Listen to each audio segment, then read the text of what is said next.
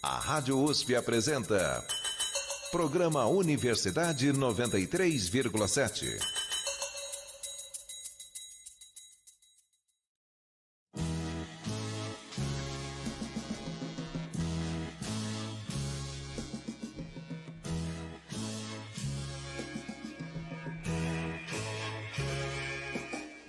Caminhando contra o vento, sem lenço, sem documento, no sol de quase dezembro, eu vou.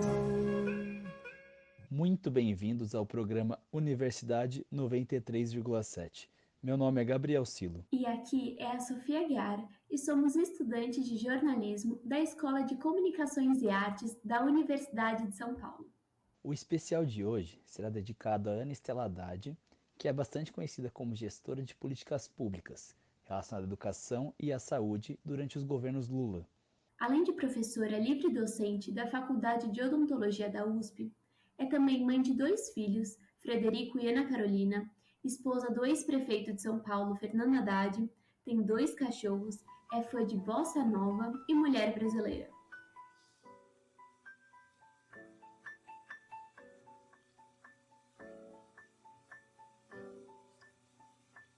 Quando a luz dos olhos meus e a luz dos olhos teus resolvem se encontrar. Ai, que bom que isso é, meu Deus, que frio que me dá o encontro desse olhar. Mas se a luz dos olhos teus resiste aos olhos meus só pra me provocar, meu amor, juro por Deus, me sinto incendiar. Ana Estela conta que a escolha pela área da saúde veio de forma natural, algo que a acompanha desde o final da adolescência. Ela decidiu pela odontologia e se especializou em odontopediatria por ser apaixonada pela infância. Então, Sofia, quando eu era jovem, né, um pouco mais jovem do que vocês agora que estão na graduação, naquela fase do final da adolescência em que a gente está escolhendo a profissão, começou no ensino médio. No ensino médio eu escolhi fazer biológicas, na época a gente tinha essa divisão exatas biológicas e humanas.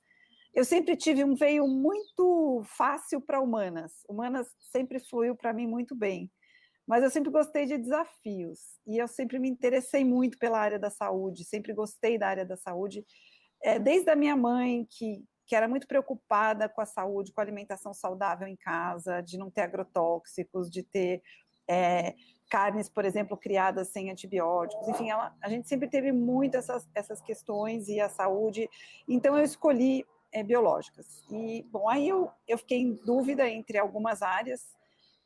Eu cheguei a pensar em medicina, em fonoaudiologia, em odontologia, e eu não sei muito bem como que foi o processo, mas eu, assim, acabei escolhendo odontologia, sem conhecer muito a profissão. Eu tive algumas influências, assim, e, ao mesmo tempo, eu tinha tido, hoje está um pouquinho desgastado, mas eu tinha umas manchas nos dentes da frente, que era uma coisa que me incomodava muito. Eu sofri um pouco de bullying com isso, e eu acho que tinha, assim, um interesse, não sei, né, uma coisa pequena, mas também a parte de ortodontia, cheguei a ter dentes tortos, precisar de ortodontia, então era um tema que estava ali recorrendo, né, escolhi odonto, e depois, ao longo da faculdade, a gente passa por um processo de socialização na profissão também, como vocês, jornalistas, quer dizer, a gente criar uma identidade, eu vou ser dentista, eu sou dentista, né? A odontopediatria, ela chega pra gente no final do curso, porque a odontopediatria é uma clínica geral, a questão da gestão comportamental e com todos os aspectos do crescimento e desenvolvimento da criança. Então, até para você cursar e compreender, por isso ela tem muitos pré-requisitos ao longo do curso, então você vai ter lá no final do curso. Mas antes de chegar na pediatria, eu estagiei numa creche, eu fui fazer um trabalho voluntário numa creche, tinha um consultório, e aí eu precisava atender as crianças lá, pequenas, de 0 a 6 anos, com muitas necessidades de tratamento, com dor, e foi muito difícil, porque eu não tinha nem passado pela disciplina, né, e eu fui buscar ajuda na disciplina, aí conheci a professora Salete, que é meu ídolo até hoje, né, ela foi minha orientadora de mestrado, doutorado, adoro ela, foi a minha, assim, minha imagem de clínica, de profissional que me inspirou. A Ana Estela, logo após a sua formatura, no curso de odontologia, ela ingressou na disciplina de odontopediatria como estagiária. Foi uma das melhores estagiárias. Não se importava se tinha que ficar no período diurno, à tarde ou à noite. Participava da graduação, tanto do diurno como noturno, dando o melhor de si. E depois resolveu fazer o mestrado e posteriormente o doutorado. E eu tive a honra de ser a sua orientadora e de ver a qualidade dessa pesquisadora, a vontade de ajudar, a vontade de fazer o melhor, e fez trabalhos bons sobre a erupção da dentição descida e o crescimento da curva de crescimento, dando assim contribuição que era o que ela queria. É um prazer tê-la conosco na disciplina de odontopediatria. Após sua livre docência, ela se dedicou muito, e o que eu admiro na Ana Estela é a vontade de fazer o melhor, de formar melhor o aluno, de contribuir com o que sabe. Até hoje, na disciplina, ela faz pesquisa, estuda, trabalha e é o ideal de um professor que quer colaborar com seus alunos.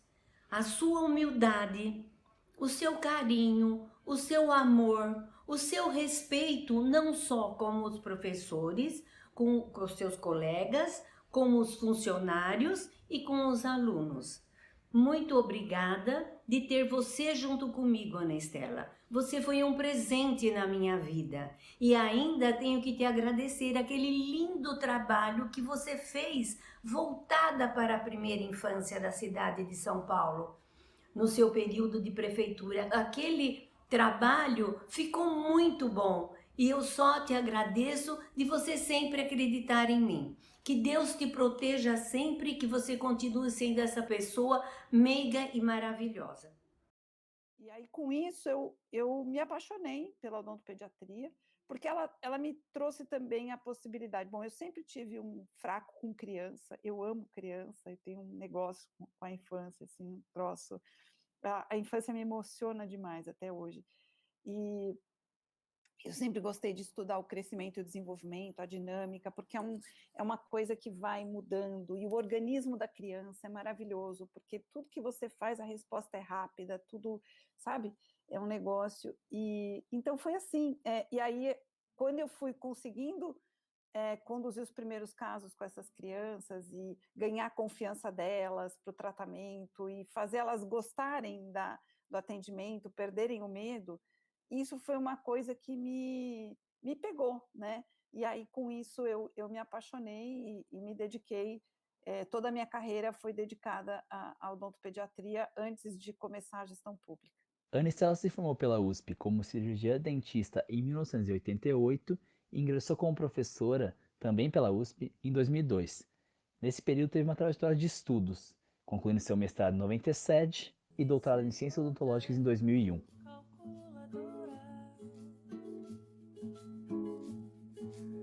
Para o pneu na lona jacaré, para a pantalona nesca, para pular a onda litoral, para o lápis ter ponta apontador.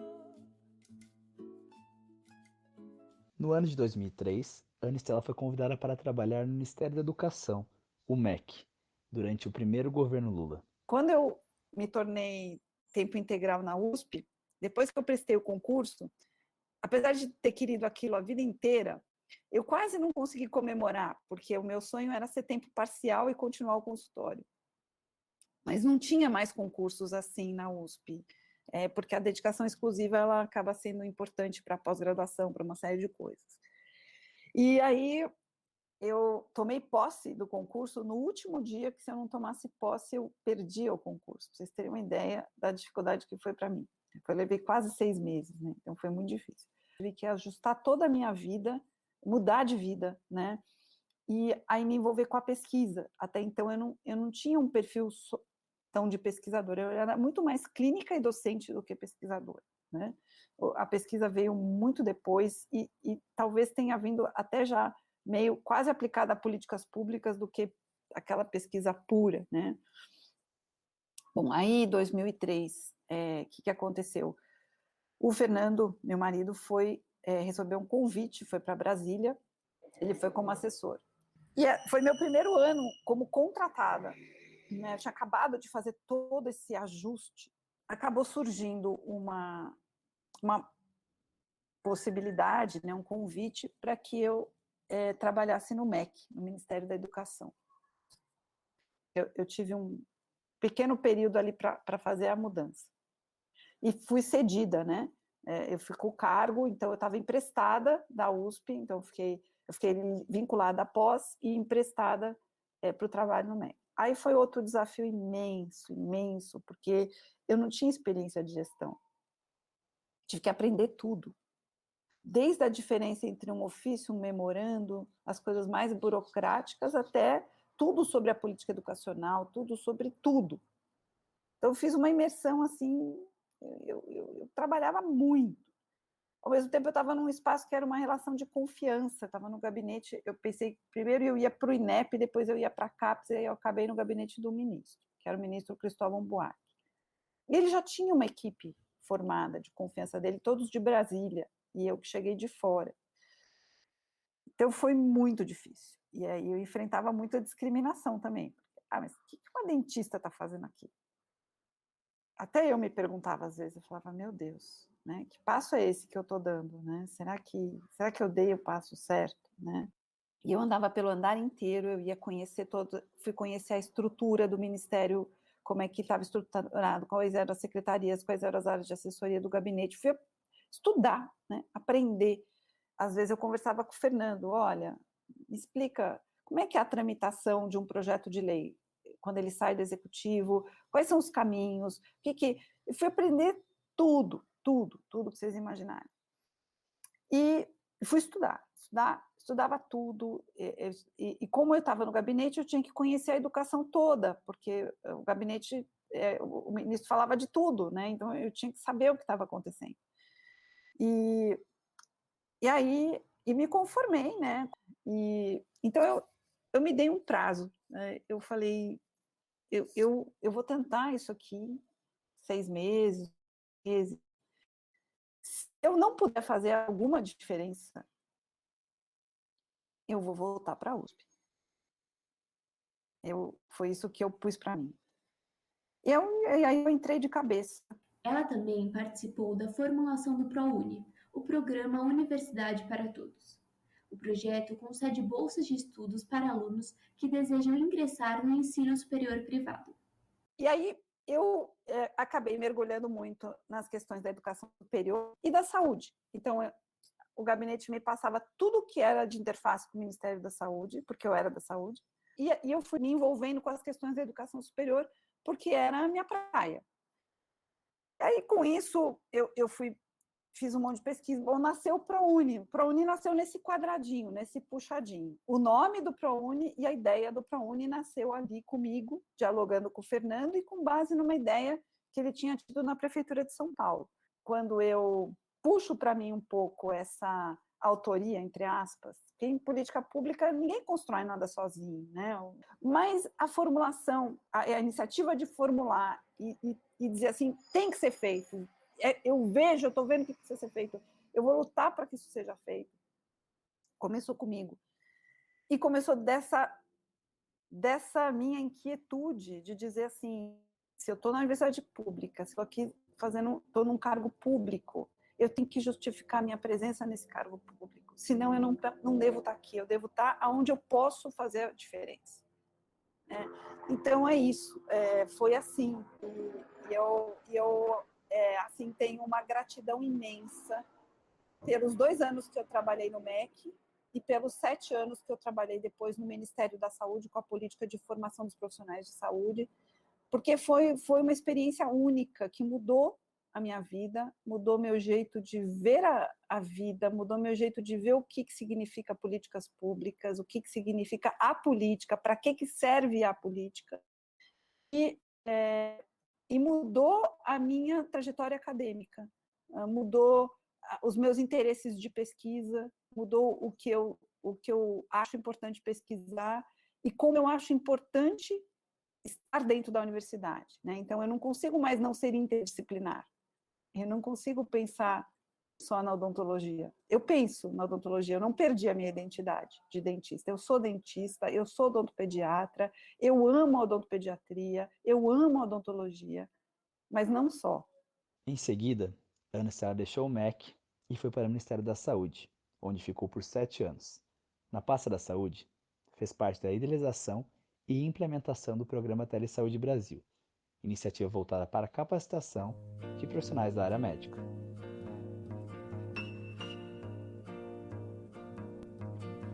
É pau, é pedra, é o fim do caminho, é o resto de toco, é um pouco sozinho, é um caco de vidro, é a vida, é o sol, é a noite, é a morte, é o laço, é o anzol, é peroba do cão, é o nó da madeira.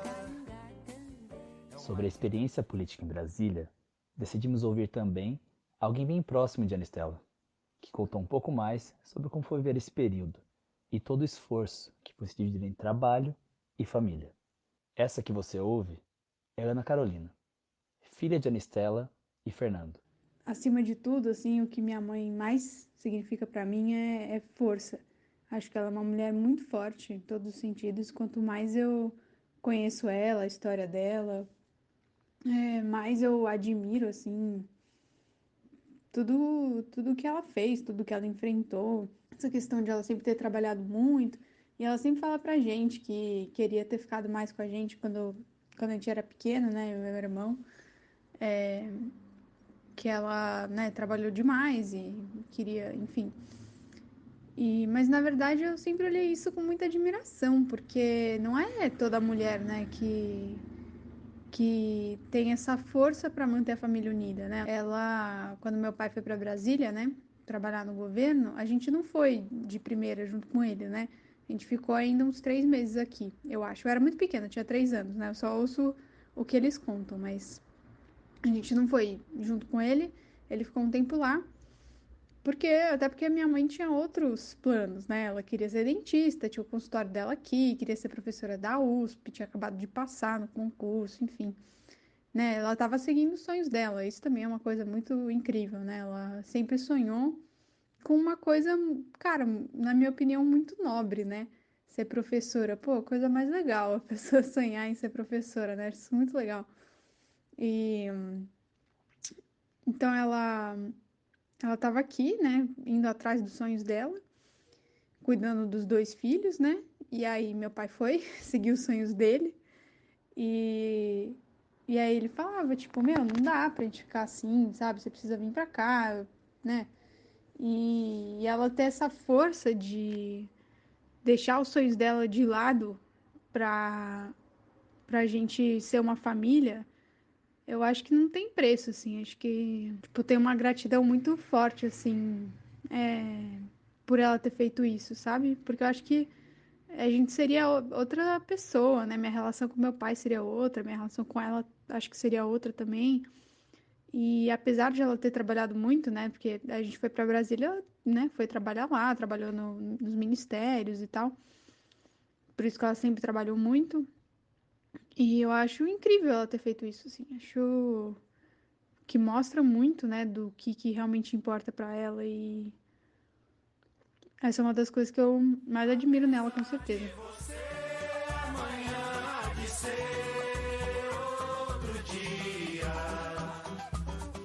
Eu pergunto a você onde vai se esconder da enorme euforia.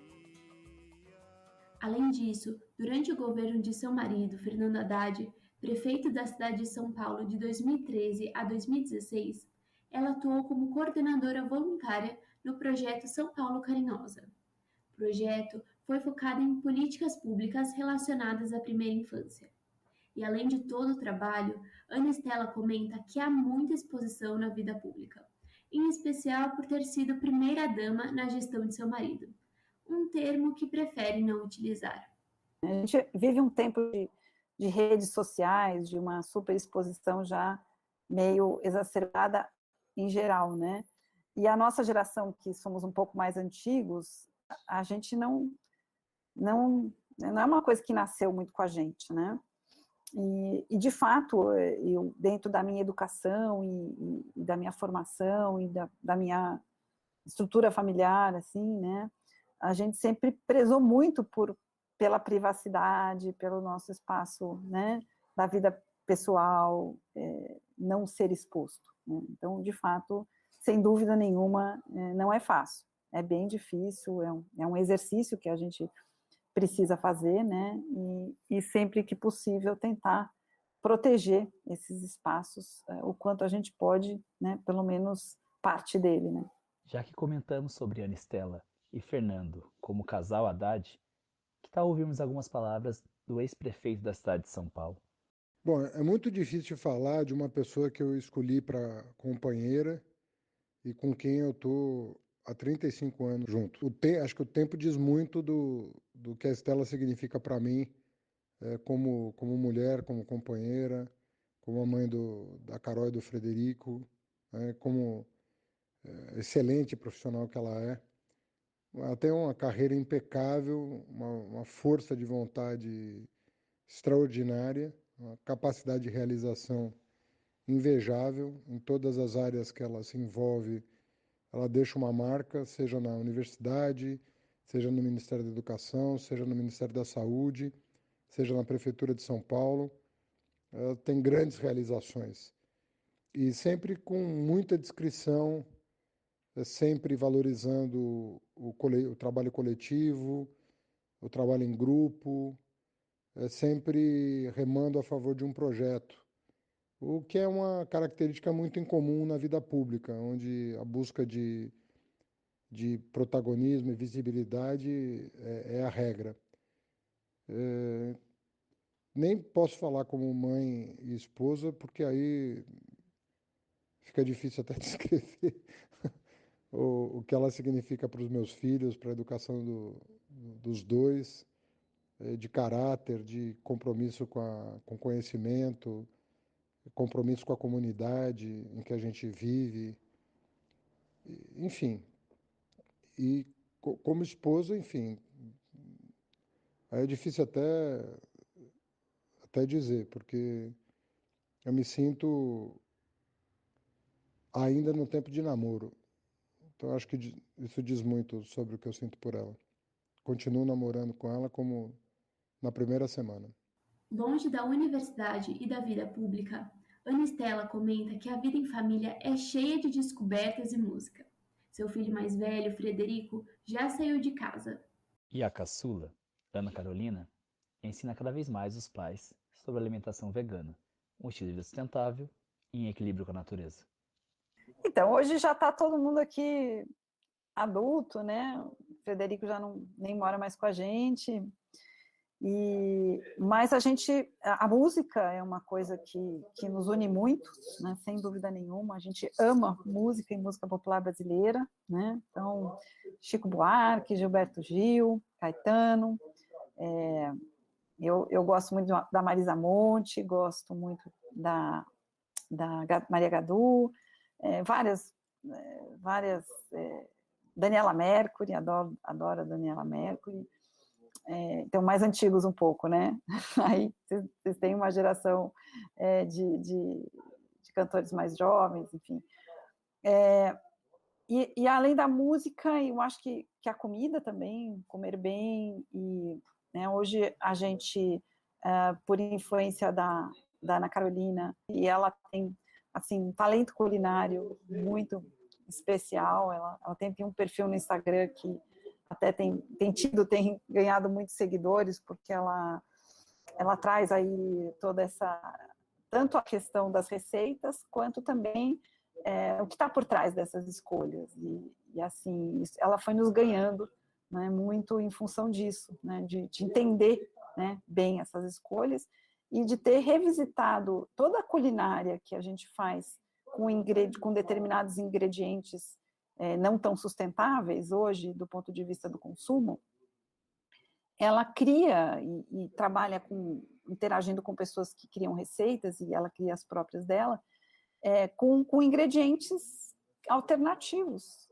Então, e uma culinária variada. Então, você começa a perceber, sempre repito isso, que o meu conceito de vegano mudou muito. No começo eu tinha um conceito que era uma restrição.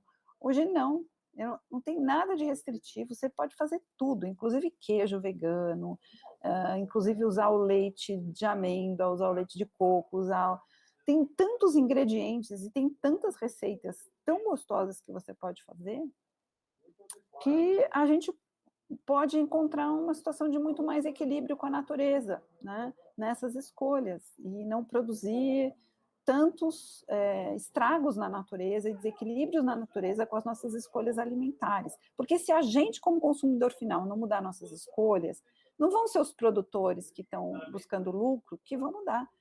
Nós é que temos que começar na escolha de consumo que a gente faz, uma escolha responsável e consciente de consumo. Então, isso vale, assim, ela usa o sabão, o shampoo em pedra, evita produtos que trazem embalagem plástica, né? O copo, cada um ter o seu e levar, né? Em vez da gente ficar usando copo de plástico descartável, né? Tem um copinho que você leva sua garrafinha. Então, tem muitos hábitos, né? Ela não compra coisas de couro animal. Eu fui aprendendo, eu estou aprendendo muito. Então é isso aí, as questões familiares talvez no momento sejam um pouco essas. Compostagem aqui em casa também, né, do lixo, então a gente separa o lixo, né, o lixo seco, faz a compostagem do lixo orgânico, coloca no jardim, enfim.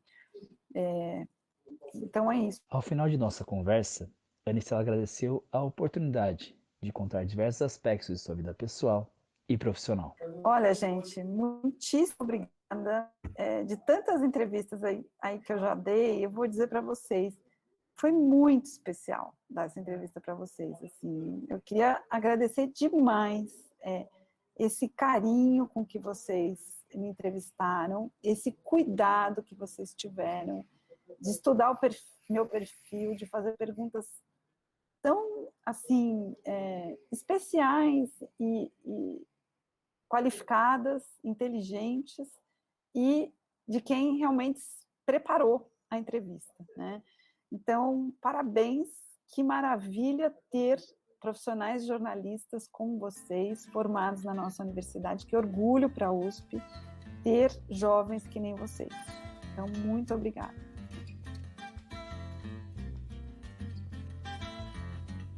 O Rio de Janeiro continua lindo. O Rio de Janeiro continua sendo. O Rio de Janeiro, fevereiro e março. Alô, alô, Realengo. Aquele abraço, alô, torcida do Flamengo. Aquele abraço, alô, alô, Realengo. Aquele abraço, alô, torcida do Flamengo. Aquele abraço. E assim terminamos nosso especial sobre a Ana Estela Haddad. Aqui é a Sofia Aguiar. Eu sou Gabriel Silo, apresentador desse programa. A produção também ficou a cargo de Sofia Aguiar. A pesquisa foi de Mariana Rudas, com coordenação de Mayumi Yamazaki, participação dos repórteres Gabriel Yumi e César Costa, e edição e mixagem de som por Thiago Medeiros. As músicas utilizadas ao longo do programa foram Alegria, Alegria, de Caetano Veloso, Pela Luz dos Olhos Teus, gravada por Miúcha e Tom Jobim, com letras escritas por Vinícius de Moraes, Diariamente na voz de Marisa Monte, Águas de Março por Elis Regina e Tom Jobim, Apesar de Você, de autoria de Chico Buarque, e por fim, Aquele Abraço, por Gilberto Gil. Obrigado por estarem conosco mais uma vez e continuem sintonizados na 93,7. Até a próxima. Quem lê tanta notícia, eu vou por entre fotos e nomes, os olhos cheios de cores, o peito cheio de amores vãos. Eu vou, porque não, porque